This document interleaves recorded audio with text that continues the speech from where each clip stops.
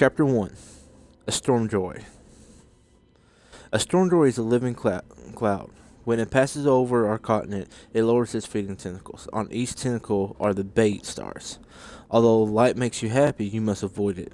You will be eaten. A stormjoy is a good way for an old person to choose death. Also, a dark night can cut through its bait stars from the tentacles. I have 6. Falling. If you fall off the edge of the continent, you will die in the ocean. This is a special hazard when our father, the Osmium King, uses the engines. Helium drinkers. The currents of the fundamental ocean brings us near other continents. The helium core is near us now. They are of our species, but they are our enemies. Their knights raid us every day. Helium drinkers have 2 legs, 2 arms, and 3 eyes, just like us, but they are bright, evil. I want to be a knight and fight them. The helium drinker ambassador ate 10 of my sisters as tribute. This is normal, however, I resent it. Mothers. Mothers can fly. They live much longer than 10 years. Mothers are extremely smart, and they guard their spawn.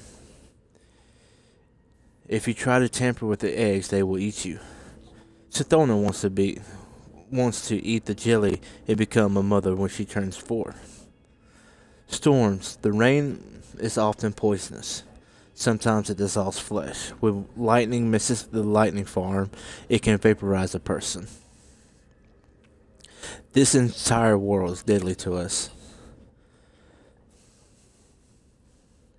Mysteries. The firmament is very large. We are the smallest things in it. If you don't understand something, it will probably kill you. My teacher Toak says this is why we have such short lives. So we can breed and adapt quickly. Moon waves. My sister Arsha is afraid of the moon waves. When she gets back from her expedition to the tungsten monoliths, I will ask her why.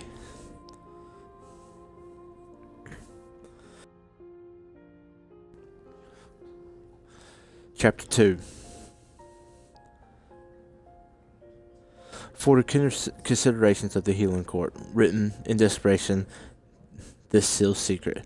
I am Toax, sterile mother, teacher of the children of this osmium throne.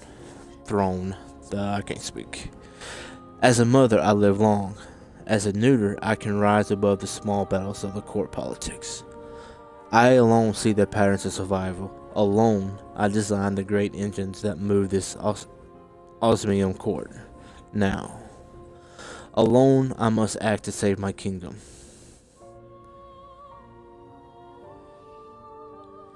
Sina has claimed my lord the Osmium King. He is 10 and mad. The study of the ancient texts consumes him. Today he raves about the moons above the storm.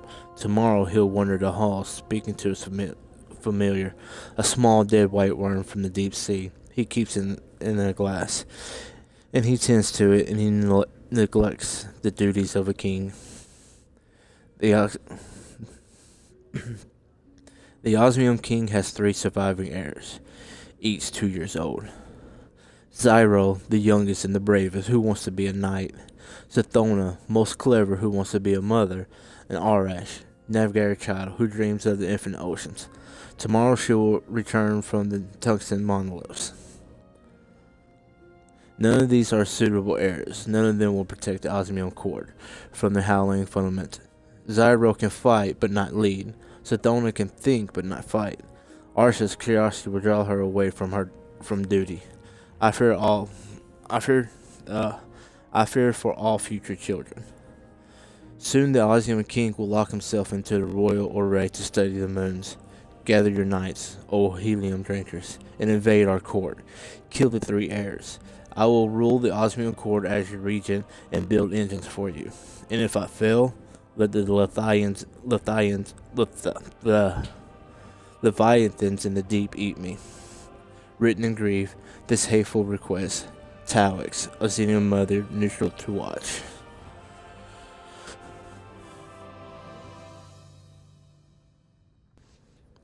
Chapter 3. Sisters, this is how oath is done. Put your hands on the mass, close to mine. Take the knife in your right hand and push it through your left hand, straight between the bones. Now, carve a bloodline down the mass. Speak your oath. I am Zora, youngest daughter of the Day King. I will take back my Azium court and kill the traitor Toax. On my left eye I swear vengeance. In the blood oath is made. I am Sathona, middle daughter of the Day King. I will take back my home and eat the mother jelly. I will raise my spawn on the corpse of the Helium King. On my right eye I promise this. In blood the oath is made. Now, I will help keep your oath, sisters. I will help too.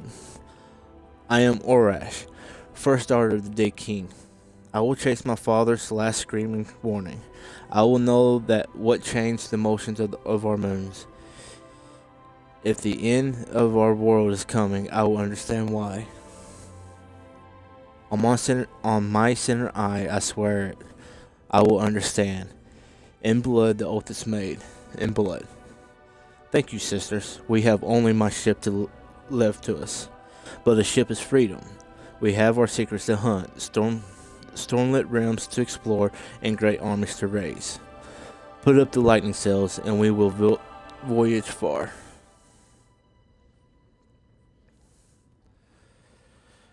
Chapter 5. Only Zyro's bait stars let us escape. Only Sathona's tricks let us reach the coast. But now that we have my ship, I must lead the way. I am the navigator. We may never see our homes again. Zyro sees with hate and fury for Toax. But this is my deepest fear. Our civilization drifts in development. At the Tungsten Monoliths, I've learned that thousands of other species drift with us, coexisting on the vast world sea, and the tides of the firmament moves us all. The timid truth says that we are the smallest, most fragile things alive, the natural prey of the universe. Toax would have us believe that our ancestors came from the firmament to hide from the hungry void. My father died afraid. Not to the veil Thorax had are the helium drinkers, but to his Ore.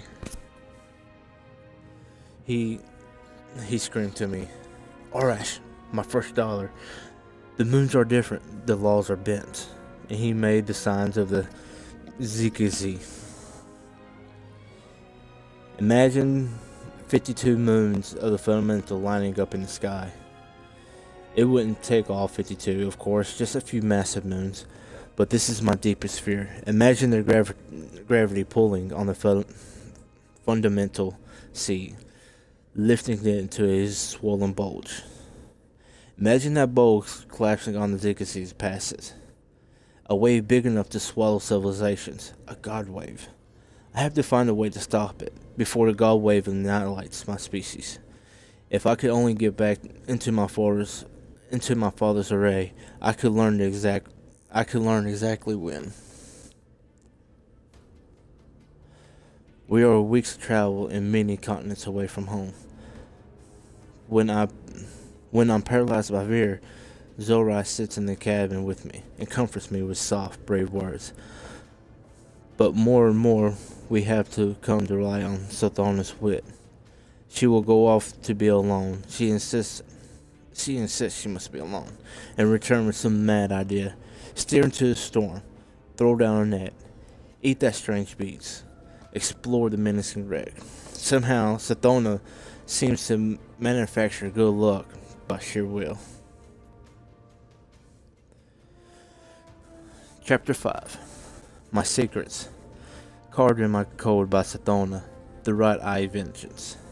1. This year of wild voyaging, these lightning nights and golden days, these forays into ancient wrecks and wind-blown flights for monsters. These are the happiest days of my life. I want to be a mother, not because I want to spawn, but because I want a long life, long enough to make a difference. We have been at sea a year, and I'm afraid we will die out here. I know where to find secrets. I know where vast, slow things with long memories live. The Needle Ship. The Needle Ship. A card in my code by Sathonia, a liar. We salvaged the needle from the Shubi Maelstrom. I knew it would be there. The needle is a great ship, as long and slender as hope, as unbreakable as time, and older than death. It tumbled through the maelstrom before our ancestors crashed into the firmament. This is not a sea ship like Arsh's. It is an artifact of high technology. I know its purpose. I know what happened to the crew. Zyro wants to sell the ship at Kaharn Atoll, where species gather, at auction, where it will earn us enough wealth to hire mercenaries. We could retake our Osmian court and send the baby-eating helium drinker screaming into the ocean.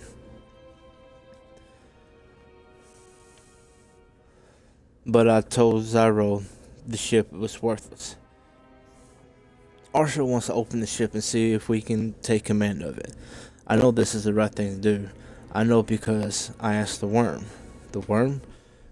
Carved in my code by Sathona. Who should be afraid? It was my father's familiar. I ripped it from him as we fled.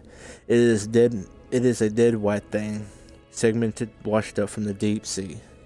It's dead, but it still speaks to me. It says, "Listen closely, O vengeance of mine." Chapter 6.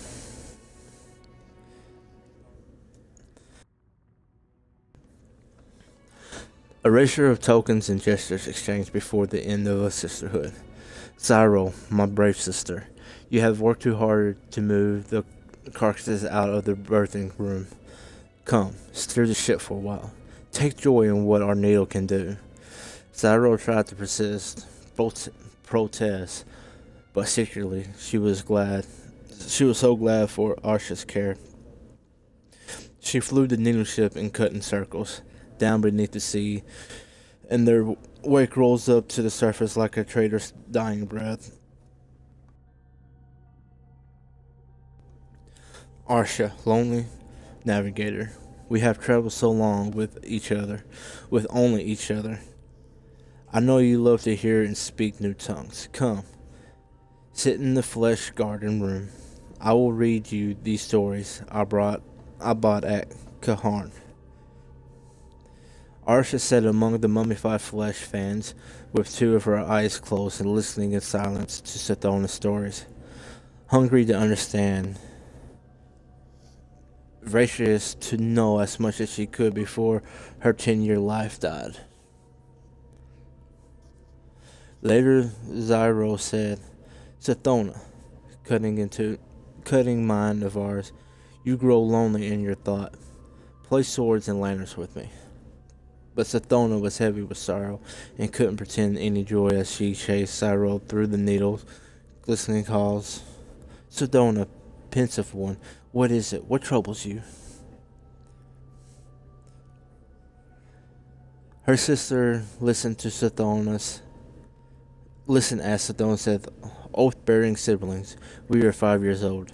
For 2 years we worked to repair this ancient ship and understand its systems. I am almost too old for the mother jelly, and the knights who killed our father are surely dying of age. We three will die here in exile. Toax will outlive us, and Arash, bright-eyed Arash, you will die of old age long before you have proof of your god wave or any way to stop it." Arash and Zyro looked at each other. I wish you weren't so honest," Zyro said, and Arash thought that Sathona had never been wrong. In her soul, Arash knew that The only way to keep their oath was to find a great, powerful secret. A secret that could change everything. This was Arash's soul, her fire and her shadow. Her desire to cut through the flank of the world and find its beating heart. We have to dive, Arash said. That's what the ship was built to do, dive into the fundament, the world below us, towards the core. That's where the ancient crew died so oppositely, Zyro protested. That's where the atrocity in the birthing room was born. We have to dive, Sethona said, following the whispers of her familiar. In the world beneath us, in the metallic depths, I hope we may find what we need most. More time, more life. Chapter 7. For life, Sethona dove. For vengeance, Zyro dove, and Arash dove to understand. The new ship pierced the skin of the world and burrowed deep. Through layers of foam and metal and cold elemental slush, Arash devoured the ship's maps of fundament. From the high angelic cloud decks down and down through the storms and oceans and plates of floating worlds into the crush of the core.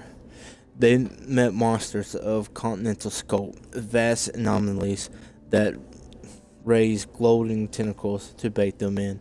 Zyro flew the needle ship through them, and they bled black carbon jelly and frost. They came to a still place beneath a plate of metal. I'll use the sensors, whispered Arash. Listen. In the wet, cold dark of the helm, they listened to the ship, and the ship listened to the crushing motions of the fundament. They heard the collisions of continents. They heard the pattern of the crush of helium neon rain. They heard the struggle of monsters, and they heard the distant groan of the oceans rising, tugged by distant moves. The secrecy is real, Sethona hissed. It's already begun. Behind them, Zyro thought of the birthing room, where ancient explorers have labored over surgeries and administrations, peeling back the crystals and the call of that which they had made from the deep, whose birth none of them would survive. There's something down there, she whispered. Something secret. And the Leviathan loomed over them. Its brow is used as the continents of their childhood, its great array fins crackling with the lightning of its life. Booming into the hull of the needle ship in a microwave voice. You must turn back. Save yourselves from the depth. Save the world from yourselves. You must turn back. Chapter 8. The Leviathan's Warning. We live on the edge of war, a war between formless and form, between the deep and the sky. My eyes are wide, my gaze is long. Across the universe, as far as I see, the sky works to change its fires, and the deep drowns the ash. Sky builds gentle places, safe for life. Beloved fundament, refugee of trillions. The sky treasures this rich place, but the deep is here with us. Cold logic tests our walls. The deep claims its dominion, a ruthless final age. Arash protests, O Leviathan, creature of myth. This world is no refuge. We live short and hard lives. We die in the dark. The storm above us will never end, and soon the God wave will take us all. Above us there are only storm joys, monsters and moons of apocalypse. Let us go down where we may discover truth, some power to avenge ourselves upon our betrayers, some hope of survival. The Leviathan's hope. What power calls you down to the deep? What instinct draws you away from hope? Quick breeding krill people, I tell you, for eons I have watched you struggle, cling to the sharp edge of survival, balanced between the deep and the sky. You are my treasure, my proof against despair.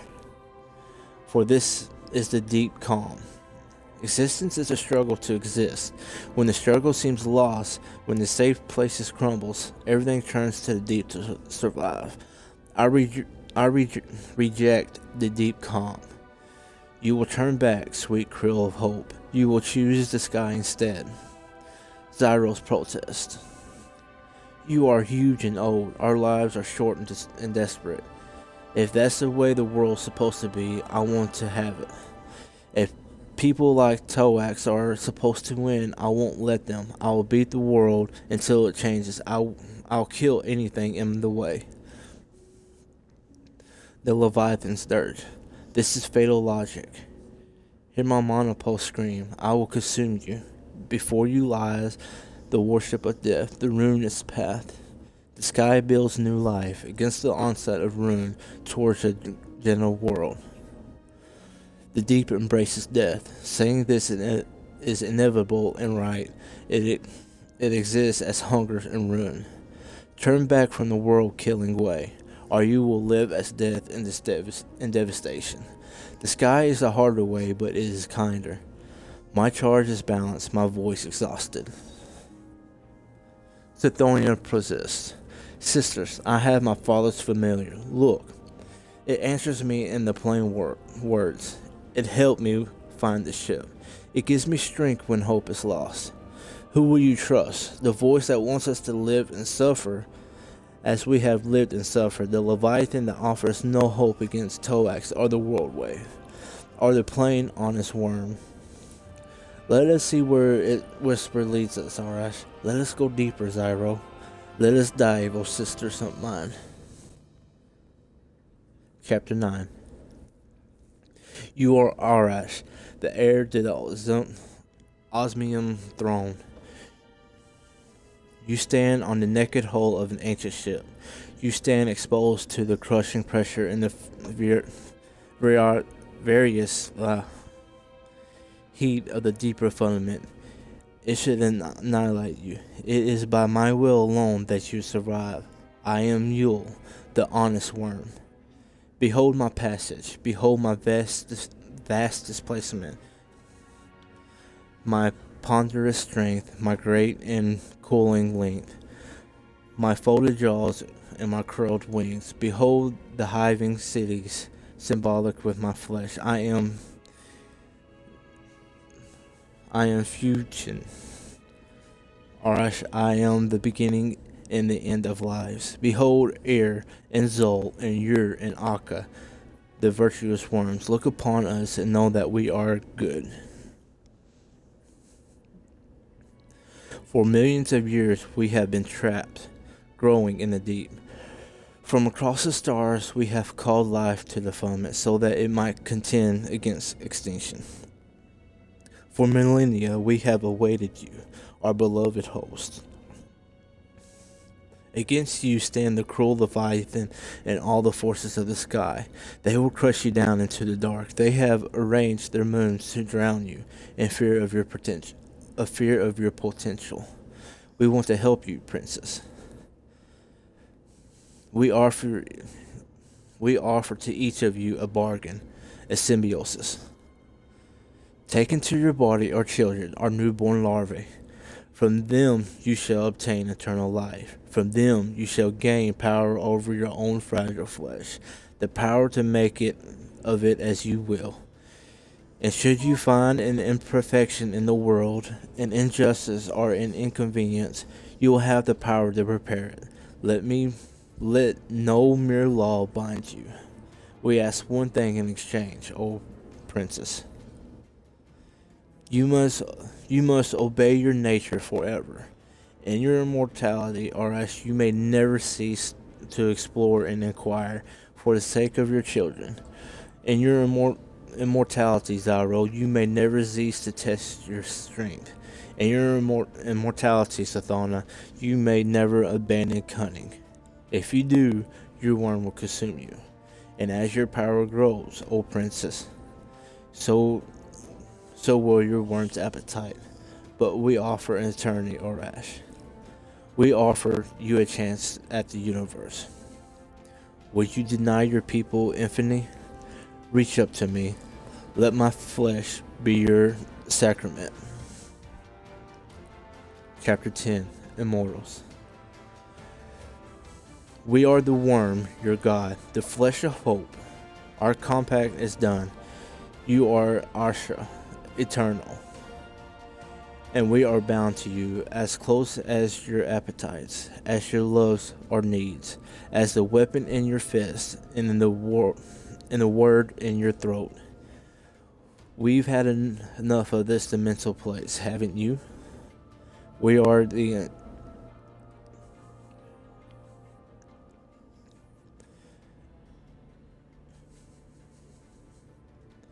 integrity of your ship with larvae. Go back to your species. Spread the good news in the Somian court, and the hydrogen fountain, and the bone plaza, and the star surgery. You will rise up into the world. If anyone rejects the symbiosis with our children, make an example of them. A mighty wave is coming for them all. They died anyway. Save only what can be saved. The worm grants you power over your flesh, Asha. When you've taken the King Morph, what will your adult name be? Oryx. It means long thought. We approve. And that's the end of chapter 10. Starting from now on, every Tuesday, I will be doing Destiny, pretty much Destiny lore.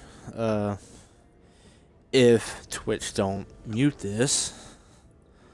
Like I said, every Wednesday I'll be doing some kind of Destiny lore, going through the Grimoire, reading passages. Huh? My chat's not working? Okay. But back to what I was saying. Every Tuesday, 5 o'clock, I will be doing around 30 minutes of Destiny lore. For right now, we'll go through all 50 chapters of the Book of Sorrows. After that, we'll start from the Grimoire and start reading different Grimoire passages to figure out what's going on in the Disney universe. Let me see that. Who's all been talking?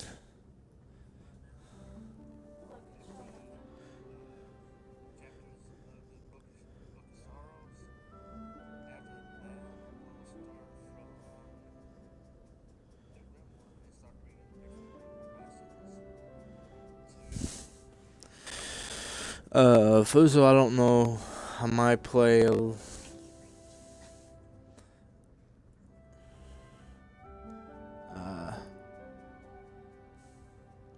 why does people gotta fucking post ads? Or, yeah, links.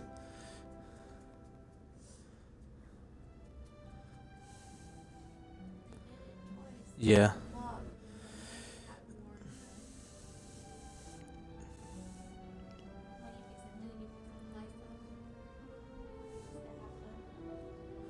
Yeah, I don't know. I might play some. Now it's showing up.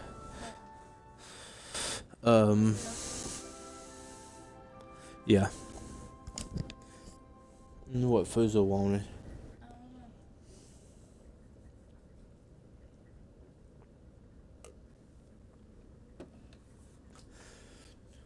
But I'll be back in about 15-20 minutes.